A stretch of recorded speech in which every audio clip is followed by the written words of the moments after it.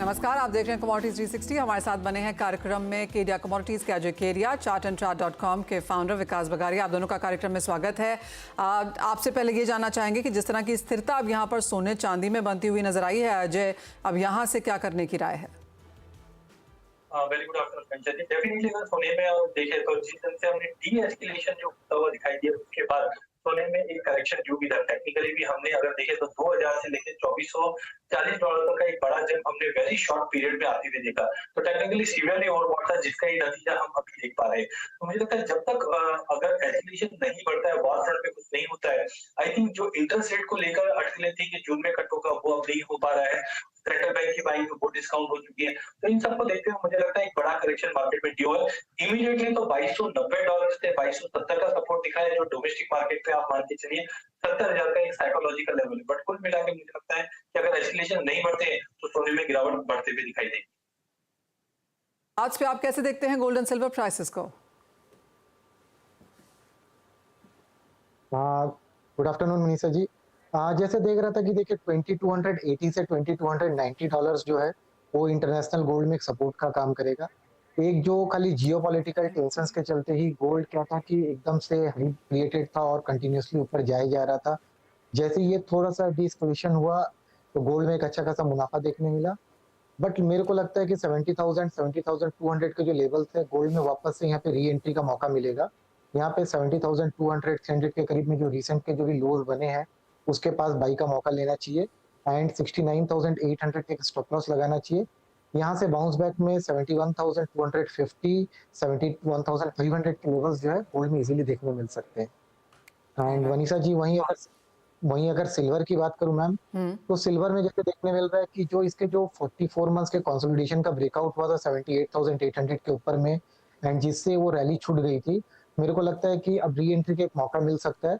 80,000 79,500 के करीब पोजीशन बनाना चाहिए एंड 78,500 का स्टॉप लॉस रखना चाहिए।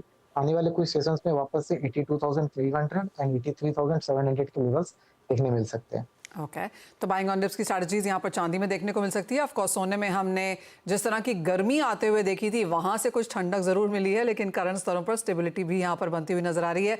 आपको याद दिला दें कि इस हफ्ते यूएस के फर्स्ट क्वार्टर जीडीपी नंबर्स हैं और पीसीई इंडेक्स भी है, तो ये दोनों चीज़ें बाजार अपनी काफ़ी नज़र में रखेगा। गर्मी यहाँ पर एन एक्चुअल भी है, क्योंकि आने वाले दिनों में प्रचंड गर्मी की आशंका है। 8 राज्यों में हीट वेव अलर्ट आईएमडी की तरफ से जारी कर दिया गया है और ऑफ कोर्स दिल्ली में और नॉर्थ इंडिया में इतनी बुरी हालत नहीं है, लेकिन मुंबई के आसपास और साथ ही साथ 8 राज्य जो यहाँ पर आईएमडी ने डिस्कस किए हैं, वो यहाँ पर काफ़ी हद तक महाराष्ट्र, ओडिशा, तमिलनाडु, एपी, वेस्ट बंगाल, झारखंड, बिहार, तेलंगाना जैसे स्टेट्स हैं। हमारे साथ आईएमडी के केएस सालेकर जुड़ चुके हैं। मिस्टर सालेकर नमस्कार। कमोडिटीज़ में तो हम गर्मी ठंडी आता हुआ देखते ही हैं, लेकिन जिस तरह का हीट वेव अब यहाँ पर लगातार बनता हुआ नजर आ रहा है, अप्रैल का महीना तो था ही और अब जैसे हम मई की तरफ जा रहे हैं, एक और हीट वेव की चेतावनी।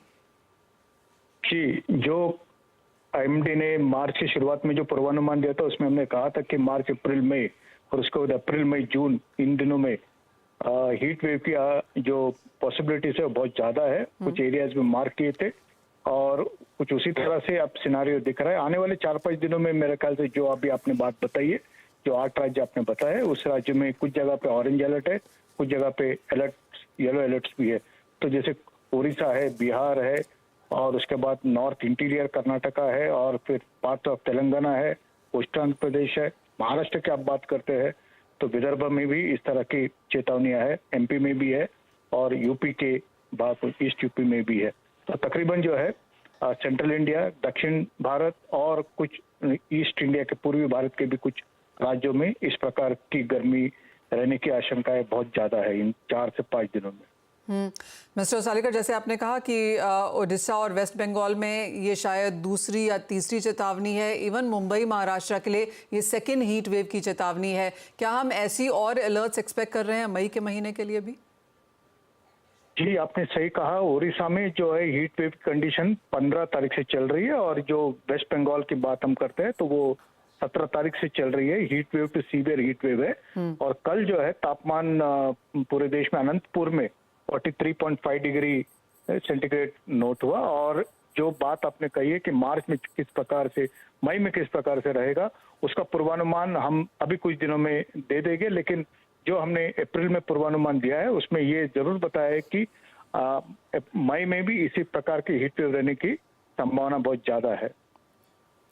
एज ऑफ नाउ मिस्टर सालेकर, ये आउट ऑफ क्यूरोसिटी है कि हाईएस्ट टेम्परेचर हमने एज ऑफ नाउ कहाँ बनता हुआ देखा है इस हीट वेव के चलते? इस हीट वेव के चलते हुए मैं ये कहूँगा कि कई जगह पे जो है 42-43 डिग्री सेंटीग्रेड दर्ज हुआ है। पूर्वानुमान ये है कि आने वाले दिनों में 42 से 44 टेम्परेचर जो है वो रायलसीमा, आंध्र प्रदेश, नॉर्थ तमिलनाडु में देखने को हमें मिल सकता है, और 40 से 42 के रेंज में जो है वेस्ट बंगाल है, कोस्टल आंध्र प्रदेश है, झारखंड है, महाराष्ट्र के कुछ हिस्सों में भी जैसे मध्य महाराष्ट्र, मराठवाड़ा में भी इस प्रकार का तापमान आपको दिख सकता है। डिपार्चर जो है, जो एवरेज से डिपार्चर जो है वो कुछ जगह पे जो है जैसे 3 से 5 डिग्री भी ज्यादा हमें देखने मिल रहे हैं, जो सीवियर हीट वेव के कंडीशन में आ रहे हैं। महाराष्ट्र की अब यहाँ पर अगर बात करें तो मुंबई में ये दूसरी हीट वेव की चेतावनी है जो 27 से 29 तक आपने यहाँ पर दी है। साथ में थाने, रायगढ़ में भी ये चेतावनी यहाँ पर जताई गई है। क्या कुछ एक्सपेक्ट किया जा सकता है, कितने दिन के लिए, और कितने हायर टेम्परेचर्स की एक्सपेक्टेशन है? जो किनारे की हम जो बात करते हैं उसमें हमने जो महाराष्ट्र के लिए बोला है वो एक्चुअली उसे हीट वेव ना कह के हम लोग ये कहेंगे हॉट एंड ह्यूमिड की वार्निंग जो है वो दी गई है। मतलब जो मौसम रहेगा, जो हवाएं रहेगी वो सर्द रहेगी, मतलब ह्यूमिडिटी ज्यादा रहेगी और टेम्परेचर के बढ़ने के कारण डिस्कम्फर्ट इंडेक्स बहुत ज्यादा रहने की संभावना है, जिससे लोगों को परेशानी हो सकती है। और ये आने वाले आज के दिनों में हमने दक्षिण कोंकण में भी कुछ जगह पे बरसात की संभावना भी जताई है। तो महाराष्ट्र में जो है आपको एक प्रकार का मिक्स वेदर दिखने की संभावना है। विदर्भ में कुछ जगह पे हमने आज थंडरस्टॉर्म्स भी बताए हैं, एक आध दूसरे जगह पे हेलस्टॉर्म भी हो सकता है। मराठवाड़ा और मध्य महाराष्ट्र में थंडरस्टॉर्म होने की संभावना आने वाले 3 से 4 दिनों में जताई है। कोंकण जो है hot and humid next 5 days जरूर रहेगा। मिस्टर सालेकर, मैं आपको ऑलरेडी बता सकती हूँ कि वो मीम्स बहुत जल्दी आ जाएंगे जहां पर हम दिन में छाता और नहीं, दिन में टोपी और शायद रात में छाता लेके चल रहे होंगे, जैसे जिस तरह का टेम्परेचर आप यहाँ पर बता रहे हैं। एक 2-3 राज्य जिनका जिक्र बिल्कुल नहीं हो रहा है वो है परहैप्स गुजरात, राजस्थान, यहाँ पर किस तरह के टेम्परेचर्स की एक्सपेक्टेशन? थोड़ा सा अनएक्सपेक्टेड है, लेकिन मैं देखता हूँ कि गुजरात और राजस्थान इन जगह पे जो है, वैसे कुछ जगह पे अगर बात करेंगे तो आने वाले 4 से 5 दिनों में हमें जो है वैसे कुछ प्रकार के विशेष अलर्ट जो है वो दिख नहीं रहे हैं। मतलब कोई इस तरह की हीट वेव बनती हुई वगैरह नहीं दिख रहे। लेकिन मई का जो महीना है उसमें पूरे देश में, सेंट्रल इंडिया में खास करके इस तरह से तापमान बढ़ता हुआ रहने की संभावना है। पूर्वानुमान ये है कि राज्य में जो है, महाराष्ट्र राज्य की अगर हम बात करते हैं तो हमने ये कहा है कि आने वाले समय में 24 घंटे के बाद महाराष्ट्र में ग्रेजुअली 3 से 4 डिग्री तापमान बढ़ने की संभावना मौसम विभाग ने जताई है। इसका मतलब ये है कि महाराष्ट्र जो है वो गर्म रहने की संभावना आने वाले 3-4 दिनों में जरूर है। इसके ऊपर हमको ध्यान देना है। हीट वेव ना हो, लेकिन अगर हॉट एंड ह्यूमिड डे भी अगर हमने डिक्लेयर किया है तो सावधानी जो है वो बरतने की बहुत जरूरत है, ये मैं कहूँगा, from the health factor. Absolutely mister Salekar, बहुत शुक्रिया एज ऑलवेज साथ जोड़ने के लिए और बहुत ही इत्मीनान और डिटेल से वो पूरा वेदर हमारे को समझाने के लिए। जैसे कहा गया कि 42 से 44 डिग्री तक यहाँ पर इन 8 राज्यों में हम टेम्परेचर्स आता हुआ देख सकते हैं। 40 से 42 भी उन्होंने कहा कि काफ़ी हद तक, यानी कि 40 डिग्रीज यहाँ पर क्रॉस होता हुआ देखने को मिलेगा। और मुंबई के बारे में भी यहाँ पर 29 तारीख तक यहाँ पर गर्मी रह सकती है। Hot and humid temperatures Mumbai नहीं सिर्फ बल्कि रायगढ़ और रायलसीमा, साथ ही काफ़ी और डिस्ट्रिक्ट्स में भी यहाँ पर एक्सपेक्ट किया जा रहा है। मुंबई के आसपास नेबरिंग स्टेट्स में भी यहाँ पर हमारे साथ अब आगे बढ़ेंगे और हमारे साथ अब यहाँ पर पुखराज चोपड़ा जी मौजूद हैं। पुखराज जी नमस्कार। सबसे पहले तो एक मौसम पर ही आपसे चर्चा लेना चाहेंगे। जिस तरह की स्थिति यहाँ पर फिलहाल बनती हुई नजर आ रही है, एक बात तो क्लियर है कि एग्रीकल्चर पर इसका direct impact as of now नहीं है। वो इसलिए क्योंकि सरकार की तरफ से एडवाइजरी जा चुकी है कि जो अर्ली बुआई हम यहाँ पर आता हुआ देखते हैं, फिर चाहे वो कॉटन की है या सरसों की है, ना की जाए अप्रैल एंड तक या मई मिड तक उसे फिलहाल रोका जाए। तो वो एक चीज शायद टेकन केयर ऑफ है, लेकिन उसके अलावा किस तरह से देखते हैं आप इसे? देखिए, जैसे पहले मौसम विभाग भविष्यवाणी कर सका स्काईमेट भी और IMD भी कि इस बार जो मानसून है वो सामान्य से ज्यादा रहेगा, यानी 106 से 108% रहेगा जी। तो अभी जो फिलहाल का समय है ये दरअसल गर्मी का ही समय है। इस समय में गर्मी रहनी ही चाहिए। यदि इस समय गर्मी ठीक पड़ती है तो फिर उम्मीद की जा सकती है कि आने वाला मानसून भी ठीक होगा। और जैसे बरसातें शुरू होगी वैसे ही किसान बुआई की तरफ देखेगा। दरअसल जो अब मानसून का पैटर्न जो बदल रहा है पूरे भारत में या पूरे संसार के अंदर, उस पैटर्न के अनुसार इस बार किसान भी सावचेत है और वो ध्यान से देख रहा है कि मौसम किस तरह से पलटी मार रहा है, उसी तरह से वो बिजाई की तरफ जाएगा। और मनीषा जी, जहाँ तक गर्मी की बात है, आज यहाँ भी हमारे राजस्थान में भी कई जगह पारा चाहे कितना है ये पता नहीं, पर 45 के आसपास ऐसा लग रहा है, इतनी गर्मी फील हो रही है। यहाँ भी गर्मी बहुत है जी। जी पुखराज जी, आपको मुंबई आना चाहिए, यहाँ पे गर्मी ज्यादा है। वहाँ उमस वाली गर्मी है, यहाँ ड्राई गर्मी है। जी ठीक है। बात अब यहाँ पर मसालों की कर लेते हैं, क्योंकि अच्छी खासी तेजी के साथ आज यहाँ पर कारोबार है, स्पेशली हल्दी में, जहाँ पर ऑलमोस्ट 200 के स्तर भी हमने यहाँ पर बनते हुए देखे हैं।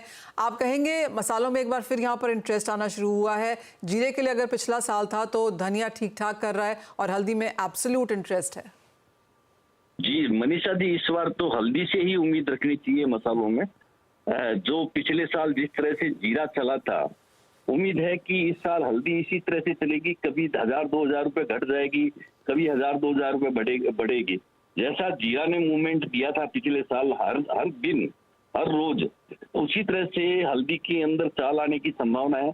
क्योंकि जिस चीज की फसल कम दिखती है और जिस चीज के अंदर तेजी का एक बार बनावट बन जाती है, तो उसके बाद लोगों का आकर्षण उस ओर बढ़ जाता है और उसमें ट्रेड भी बढ़ जाता है, वॉल्यूम भी बढ़ जाता है और स्टॉकिस्ट भी उसमें सक्रिय हो जाते हैं और वायदा में भी जो बाइंग करने वाले हैं वो सक्रिय हो जाते हैं। तो इसलिए ये मसाला के अंदर ये सिर्फ हल्दी जो आइटम है वो इस साल अच्छा प्रदर्शन करेगी और ये कंटिन्यू, इसमें हर दिन बड़ी घटबड़ देखने को मिलेगी। बड़ी का मतलब है नीचे में 500, ऊपर में 1000 रुपए की घटबड़ डेली आनी चाहिए इसमें मनीषा जी। पुखराज जी, जिस तरह की चीज हमने हल्दी में आते हुए देखी, जीरे में आते हुए देखी, जहां पर तेजी शायद हल्दी से ज्यादा देखने को मिली क्योंकि वो एक तरफा थी, अपर सर्किट यहाँ पर ज्यादा लगते हुए नजर आए और बहुत लोग यहाँ पर बुलिश थे। हल्दी में थोड़ी सी मैच्योरिटी उस लिहाज से नजर आती है शायद, लेकिन जो हाल यहाँ पर जीरे का हुआ कि तेजी के बाद एक बहुत ही बाजार बुरी तरह से गिरा और इंटरेस्ट खत्म हो गया, क्या हल्दी उस बात को समझ के सीख के चल रही है? बिल्कुल बिल्कुल, हल्दी उसको समझ के चल रही है, अभी डर रही है, पर ये जैसे ही चलेगी ना फिर इसका डर निकल जाएगा। उसके बाद में वापस डर बनेगा तब जब इसके अंदर लोग अच्छी तरह से फंस जाएंगे। क्योंकि वायदा बाजार ये हल्दी का जो चल रहा है ना, पहले 18,500 होके फिर ये 14,000 रुपए हो गई, फिर ये 14,000 से चली, आज इसने 20,000 के भाव टच कर लिए। तो ये जो घटबड़ है, जब तक इसमें पैसे मिल रहे हैं एक तरफा बाजार इसका धीरे धीरे बढ़ता रहेगा। पर इसमें फसाउट जीरा की तरह, जीरा में भी जो लास्ट में फसाउट आई थी ना, वैसे ही फसाउट जब आएगी हल्दी में तो वो लास्ट में ही आएगी। तो उसके बाद में हम लोग देखेंगे लोग एलर्जी करने लग जाएंगे, जैसे जीरे से अभी लोग एलर्जी कर रहे हैं। ऑलराइट, और हम आपको जाने दें उससे पहले एक सवाल यहाँ पर गुआर पे भी जानना चाहेंगे, क्योंकि यहाँ पर भी थोड़ा बहुत इंटरेस्ट फिर से लौटता हुआ नजर आया है। जी मनीषा जी, देखिए एग्री कॉमोडिटी तो कभी कभी हरियाली में रहती है, आज पूरी हरियाली है, पूरा बोर्ड हरा भरा है। तो ग्वार में भी जो मैंने पहले भी कहा था कि ग्वार में जो फसल थी वो तो लगभग आ चुकी और जो सप्लाई है वो अभी सिर्फ गोडाउन से या किसानों के पास जो कटा हुआ माल पड़ा है, रखा हुआ पड़ा है स्टॉक के अंदर, उसमें से निकल के आ रही है। तो उसमें से भी वही माल निकल के आ रहा है कि जो स्काईमेट और आईएमडी ने मौसम बोला, उसके बाद में कई लोग देखते हैं कि भी आधा माल बेच लें, 25% बेच लें, कल को मानसून बहुत अच्छा रह जाता है तो फिर लेने को जगह बन जाएगी, नहीं तो यहीं फंसे रह जाएंगे। तो वही सप्लाई है। और जहां तक डिमांड की बात है, 28 से 30,000 टन मंथली की डिमांड चल रही है। तो ऐसे में जो अराइवल है वो तो इसकी पूर्ति नहीं कर पा रही है, तो स्टॉक से ही निकल रहा है। यही वजह है कि आज हमें ग्वार ठीक दिखाई दे रहा है। अभी कुछ दिनों से ग्वार की चाल है वो ठीक है मनीषा जी। जी हाँ, फिर चाहे हल्दी हो या गुआर, और जैसे कहा गया कि आज तो एग्री कमोडिटीज एक्चुअली काफी बेहतरीन प्रदर्शन कर रही हैं, तो आज वन ऑफ दोज डेज है जहां पर अच्छी कारोबार और वॉल्यूम्स में भी एक पिकअप हमने यहाँ पर होता हुआ देखा है। पुखराज जी, बहुत शुक्रिया एज ऑलवेज साथ जुड़ने के लिए और उन तमाम कमोडिटीज पे बात करने के लिए। और एक ब्रेक में जाने से पहले आपको बता दें कि कल आप हमारे साथ जुड़ सकते हैं हमारे इंस्टाग्राम लाइव सेशन पर दोपहर 1 बजे, जहां हम करेंगे बात कमोडिटी मार्केट्स के बारे में, साथ ही देंगे आपके सवालों के लाइव जवाब। तो अपने सवाल तैयार रखिए और ज्वाइन करिए हमारा खास live session question and answers with Manisha Gupta. और स्ट्रैटेजीज लेने का समय भी है। अजय जी, क्योंकि बात एग्रीकल्चर की हो रही थी तो आपसे भी आपका व्यू यहाँ पर लेना चाहेंगे। और 8 राज्यों में हीट वेव है, आप कहाँ की हीट वेव एंजॉय कर रहे हैं? देखिए पूरे स्पाइस पैक में हिट हम देख सकते हैं। ऑलरेडी हमने हल्दी में देखा 20,000 का लेवल रीटेस्ट कर गया। अभी भी फंडामेंटल बैलेंस शीट को देखते हुए मुझे लगता है बहुत स्ट्रांग है, टेक्निकली भी काफी स्ट्रांग है। तो मुझे लगता है 19,500 के करीब लेके चलिए, 18,800 का स्टॉप लॉस रखिए। थोड़ा व्यू 1-2 दिन का लेके चलिए, जहां पे मुझे लगता है कि 20,800 तक का लेवल हम हल्दी में देख पाएंगे। ऐसा ही कुछ हाल हम धनिया में भी देख पा रहे हैं, जहां पे वॉल्यूम पार्टिसिपेशन बढ़ा है। तो धनिया में भी 7500 के करीब लेके चलिए, 7550 के करीब लेके चलिए, 7450 का स्टॉप लॉस रखिए, 7850 तक का टारगेट मिल जाएगा। जबकि जीरे में आज काफी सरप्राइज मूव आता हुआ दिखाई दिया है, और हमें लगता है कि वैल्यू वाइज जीरा अब करेक्ट कर चुका है और वैल्यू बाइंग दिखाई देने लग गई है। तो जीरे के अंदर 22,500 के करीब लेके चलिए, 22,000 का स्टॉप लॉस लगाइए, 24,000 तक का लेवल मिल जाएगा। वहीं गवार कॉम्प्लेक्स के अंदर भी धीरे धीरे मोमेंटम बढ़ा है, जैसे मैंने पहले भी कहा था कि फंडामेंटल कोई भी खराब नहीं है और 51-52 के नीचे नहीं जाएगा। अब प्राइस 56 के ऊपर आ चुका है, बट ध्यान रखिए 5650 एक टेक्निकल इंडिकेट लेवल है। अगर ये तोड़ देता है तो हम 6,000 की लेवल जल्द देख पाएंगे। वही गवार गम में भी 11,200 के ऊपर अच्छी बाइंग बनी हुई है, 10,800 का स्टॉप लॉस लगाइए। हायर साइड पे मुझे लगता है कि 11,800 से 12,000 तक के लेवल हम गवार गम में भी देख सकते हैं। अजय जी, जो इनिशियल मेरी रीडिंग थी वो ओपन इंटरेस्ट थोड़ा सा हमने यहाँ पर बढ़ता हुआ देखा है वॉल्यूम्स के साथ साथ। आप कैसे देखते हैं जिस तरह का पार्टिसिपेशन है आज विद एग्री? पिछले 3 महीने में हमने देखा पार्टिसिपेशन काफी लैकलस्टर रहा है, बट जिस ढंग से गोल्ड में करेक्शन आया है तो ये भी देखा गया है कि गोल्ड के ओआई में थोड़ी सी कमी आई है, और जो इंटरेस्ट कमोडिटी में है वो धीरे धीरे बढ़ना चालू हो चुका है। तो यहाँ पे मुझे लगता है कि पार्टिसिपेशन धीरे धीरे बढ़ रहा है, और यही मेजर कारण है जिसकी वजह से हमने मसालों में और खास करके गवार में पार्टिसिपेशन बढ़ रहे हैं। और ये पार्टिसिपेशन कंटिन्यू रहा तो डेफिनेटली ये भी काउंटर में हम और अच्छी मोमेंटम पार्टिसिपेशन देख पाएंगे। ओके, तो तेजी यहाँ पर बनते हुए नजर आई है। और आपको बता दें, जैसे कहा गया कि back on the back of better volumes भी है यहाँ पर, तो एक बेहतर सपोर्ट यहाँ पर एग्रीकल्चर स्पेस में फिलहाल बनता हुआ। फोकस शिफ्ट करते हैं और बात यहाँ पर एनर्जी की कर लेते हैं, क्योंकि यहाँ पर भी स्टेबिलिटी है। बाजार को इंतजार है इंपॉर्टेंट डेटा का इस हफ्ते में। साथ ही साथ निचले स्तरों से खरीदारी यहाँ पर लौटी है। 90 ऑफकोर्स एक रेजिस्टेंस के तौर पर यहाँ पर काम कर रहा है, लेकिन विकास नीचे में 86 भी यहाँ पर ब्रेंट की बात करें तो होल्ड करता हुआ दिख रहा है। जी मनीषा जी, देखिए क्रूड ऑयल पे एक करेक्शन देखने मिला था। एक अच्छा खासा डीप के बाद क्रूड ऑयल खुद को संभाला है, एंड मेरे को लगता है कि 6800 6750 के करीब अगर क्रूड के प्राइसेस मिलते हैं कोई भी करेक्शन पे, तो वहाँ पे एक लॉन्ग का पोजीशन बनाना चाहिए। 6700 के नीचे का स्टॉप लॉस रहेगा। अप साइड में 7000 7080 के लेवल्स क्रूड ऑयल पे देखने मिल सकते हैं। जी मैम। ओके, नेचुरल गैस आपकी स्क्रीन पे लेके आना चाहेंगे, क्योंकि यहाँ पर कुछ स्टेबिलिटी है, इनिशियल कुछ बाइंग भी देखने को मिली है। इंटरनेशनल मार्केट्स में जिस तरह का जंप है वो तो यहाँ पर रिफ्लेक्ट नहीं हुआ, लेकिन अब करंट लेवल्स पे विकास नेचुरल गैस में क्या करने की राय है? मैडम, नेचुरल गैस में जैसे कि मेरे को लग रहा है कि बॉटम बनाने की कोशिश कर रहा है, बट जो भी कोई भी इस पे अपसाइड मोमेंटम आ रहे हैं वहाँ पे इसमें एक सेलिंग प्रेशर देखने मिल रहा है। तो ये मेरे को लगता है कि कल का जो इसका एक्सपायरी होगा, एक्सपायरी के बाद में मेरे को लगता है कि एक सपोर्ट जोन इसका जो मेरे को दिखता है 145 150 के करीब का ही दिख रहा है। तो कोई भी डिप्स अगर एक्सपायरी के बाद में 145 50 के करीब मिलता है तो इसमें एक पोजीशन बनाना चाहिए। 142 का एक स्टॉप लॉस रखना चाहिए। आने वाले कुछ सेशंस में 160 180 के लेवल्स देखने मिल सकते हैं। ओके, तो तेजी की एक्सपेक्टेशन नेचुरल गैस में भी यहाँ पर आती हुई।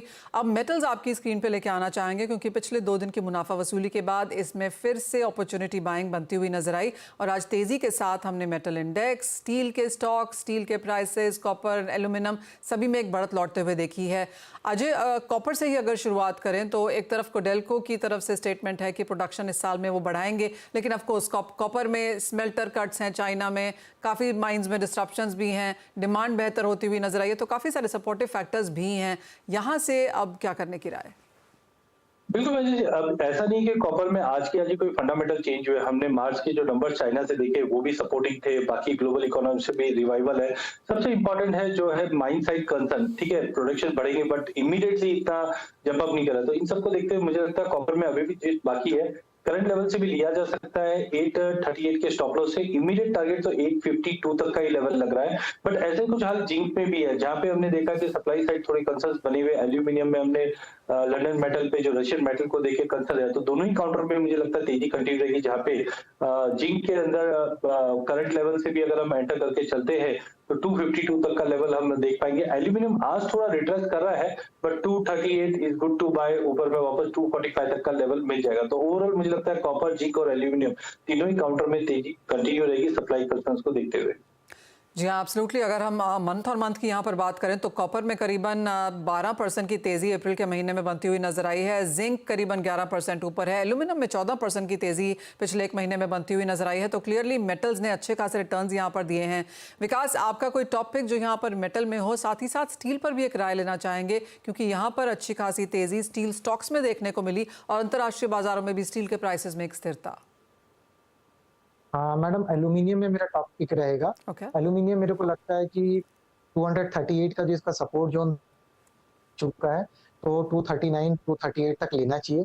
237 236.50 का स्टॉप लॉस रहना चाहिए। आने वाले सेशंस में 243 245 और 247 के टारगेट्स देखने मिल सकते हैं। जी मैम। जी विकास, साथ ही साथ स्टील को कैसे देखते हैं आप, क्योंकि फेरस मेटल्स में भी तेजी है, आयरन ओर और स्टील दोनों में बढ़त के साथ कारोबार। जी मैम, स्टील में मेरे को तेजी का जो ये रुख है, ये तेजी का रुख कायम लगता है। जैसे देखिए, आज हम लोगों ने जैसे देखा था कि मेटल सेक्टर में एक अच्छा खासा ब्रेकआउट जो है वो चल ही रहा है। स्टील में 40,000 एंड 39,500 के जो लेवल्स है वो एक इंपॉर्टेंट सपोर्ट का काम करेंगे और आने वाले दिनों में 41,000 एंड 41,800 के लेवल्स इजीली देखने मिल सकते हैं। जी मैम। तो तेजी यहाँ पर बरकरार रह सकती है, चाहे वो स्टील एंड आयरन ओर है। एक्चुअली फेरस मेटल्स में आपकी भी कोई राय है क्या अजय, क्योंकि अच्छी खासी बढ़त, इवन एज फंडामेंटल सारे के सारे सपोर्टिव नहीं है, स्टील में ज्यादा पॉजिटिविटी है, लेकिन आयरन ओर में भी बढ़त के साथ कारोबार। नहीं, बिल्कुल ग्लोबल मार्केट में जिस दिन से आयरन ओर के प्राइसेस में तेजी आई है, साथ में कोल में रिसेंटली हमने जो कच्चे तेल में तेजी देखी, उसकी वजह से जो इंग्रेडिएंट है लाइक कोल में भी तेजी आई, उसी का इफेक्ट हमने इंटरनेशनल मार्केट में देखा। डिमांड भी चाइना साइड से इंप्रूवमेंट है, बट डोमेस्टिक मार्केट में एक बोल सकते हैं कि इलेक्शन पीरियड की वजह से जो नए प्रोजेक्ट्स है वहां पे कोई भी एक नए अपडेट्स अभी आना मुश्किल है। तो मुझे लगता है उसकी वजह से थोड़ा सा पेसिमिस्टिक है। बट जब हमने फिजिकल ट्रेडर से बात की तो सेंटीमेंट काफी इंप्रूव हुए पिछले 15 दिनों के अंदर और बाइंग भी लौटी है फिजिकल मार्केट में। तो आई थिंक आने वाले दिनों में वापस हम 47-48,000 तक के जो लेवल है वो देख पाएंगे। हाँ, डिस्पैरिटी अभी बनी हुई है डोमेस्टिक मार्केट और इंटरनेशनल मार्केट में, बट आई होप कि एक बार इलेक्शन माहौल से थोड़ा बाहर निकलते हैं तो इंफ्रा में हमने ऑलरेडी काफी एक्टिविटी देखी है गवर्नमेंट के द्वारा। तो मुझे लगता है कि स्टील के प्राइसेस में अगर हम 1-2 महीने की बात करें तो प्राइसेस अगेन 48,000 प्लस आराम से आता हुआ दिखाई देगा। डिमांड अच्छी है फिजिकल मार्केट में। साथ ही एक व्यू विकास ऑन चार्ट्स लेना चाहेंगे आपसे डॉलर इंडेक्स के ऊपर, क्योंकि 106 के ऊपर जब तक ये बरकरार था, जो कि पिछले 2-3 दिन में सीन भी था, उसका एक प्रेशर हमने कमोडिटीज में आता हुआ देखा। अब ओवरनाइट जिस तरह की मुनाफा वसूली आई है, कमोडिटी मार्केट्स में एक अपॉर्चुनिटी फिर से बनी है। तो डॉलर इंडेक्स अब कैसे देखते हैं on chart? Madam, dollar index में एक वीकली ट्रेंड लाइन ब्रेकआउट तो दिया था इसने 105.50 के ऊपर और काफी हद तक 106 के ऊपर सस्टेन भी किया और ऐसा लगा कि शायद इस बार ये ब्रेकआउट में 109 तक चल जाएगा। बट डेफिनेटली ऐसा लग रहा है कि उस वहां से रिवर्ट करके वापस से आया। बट जब तक 105 के ऊपर है तक ये थोड़ा सा चिंता का विषय लगा रहेगा। 105 के नीचे चले जाता तो we can see that it is cooling off, but जब तक 105 के ऊपर मेंटेन है तो वो थोड़ा सा एक खतरे की घंटी बनी हुई है। एंड मेरे को लगता है कि इस बार अगर 106.50 के ऊपर चलेगा तो 109 की मूव कर सकता है। जी मैम। ओके, तो काफ़ी सारे नंबर्स हैं वहाँ पर देखने के लिए और उसके ऊपर डिपेंड करेगा कि कमोडिटी मार्केट्स यहाँ पर आगे कहाँ जाते हैं। आपको याद दिला दें कि इस हफ्ते काफ़ी सारा डेटा है, उसके ऊपर नज़र रखें, उसको भी रिएक्ट करेंगे डॉलर इंडेक्स की तरफ से। लेकिन बहुत शुक्रिया अजय आपका और विकास आपका भी साथ जुड़ने के लिए, तमाम स्ट्रैटेजीज़ के लिए भी। ब्रेक में जाने से पहले आपको बता दें कि कमोडिटी बाजार की तरफ लोगों का ज़बरदस्त इंटरेस्ट है। लोग बाजार में निवेश तो करना चाहते हैं लेकिन सही तरीका हर बार नहीं जानते। ऐसे में आपकी मदद करने के लिए CNBC आवाज़ लेकर आया है अब तक की सबसे अनोखी पहल। देश विदेश के कमोडिटी बाजार के दिग्गजों से सीखिए कमोडिटी बाजार के गुर। सीखिए कैसे करते हैं बाजार में कमाई, जानिए FNO और पोर्टफोलियो हेजिंग के फंडे। कैसे पहचाने बाजार के ट्रेंड्स, क्या हैं बाजार के डायनामिक्स और एडवांस टेक्निकल इंडिकेटर्स। कैसे पढ़ें और समझें चार्ट्स के पैटर्न्स। इसके अलावा भी बहुत कुछ होगा लाइव सेशन में। साथ ही कमोडिटी से जुड़े आपके हर सवाल के जवाब भी आपको मिलेंगे। तो इस एक्सक्लूसिव वेबिनार का हिस्सा बनने के लिए अभी लॉग इन करिए साथ में दिए गए लिंक पर।